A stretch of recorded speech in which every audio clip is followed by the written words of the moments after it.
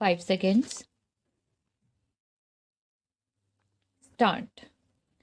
Mr. Vice Chairman, sir, by moving this bill for consideration, my honorable friend has raised a very important question affecting public life. There could be absolutely no matter of doubt that the corruption in public life have become rampant. As a result of this, people in public have become great suspects.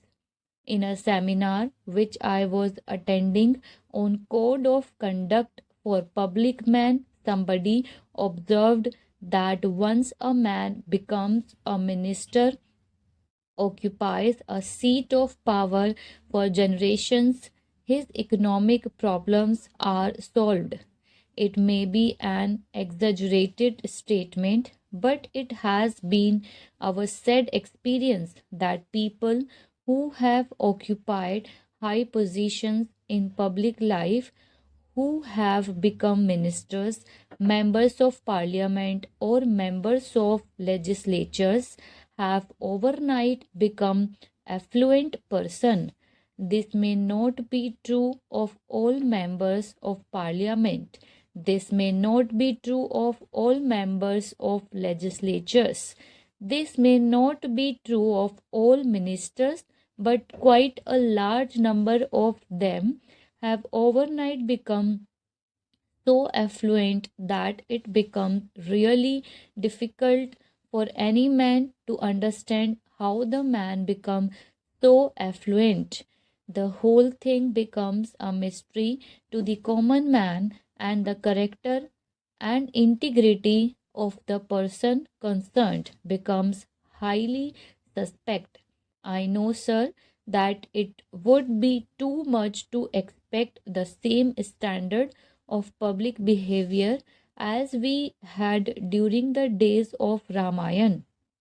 Those who were in charge of administration, those who were occupying the highest office, put themselves to the highest form of test, the highest form of ordeal.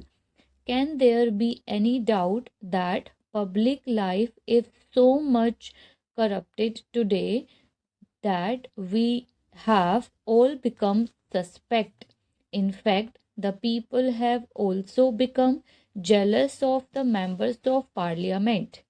They say somehow one has got to become a member of parliament or a member of legislature or somehow come closer to the corridors of power. Why do they say this? Because they see the sudden change in the outlook, the behavior, the kind of living of a particular individual.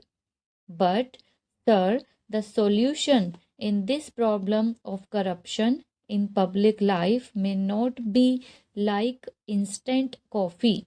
The solution may be very difficult. In fact, this was pointed out by the Santhanam Committee itself.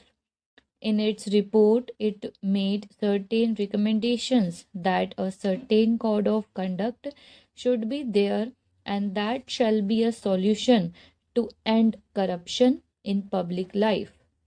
What has actually troubled us is the variance between precept and practice in this country. When we discuss philosophy, we rise to Himalayan heights, and when it is a question of personal life, we go to the abysmal depth of the Arabian Sea. There is so much variance between precept and practice in this country that even if a particular individual might be trying to adhere to the precepts, he also becomes suspect because the general atmosphere is one of suspicion. In that context, sir, I feel that something has got to be done to restore the confidence of the people in the members of parliament, in the members of legislatures, and in the ministers. Now, my friend made a suggestion that all after we are all answerable to the people in this country, and when representatives come through elections and people vote for them, that it is sure proof to the people confidence in these elected representatives. I would respectfully differ from my friend on this kind of a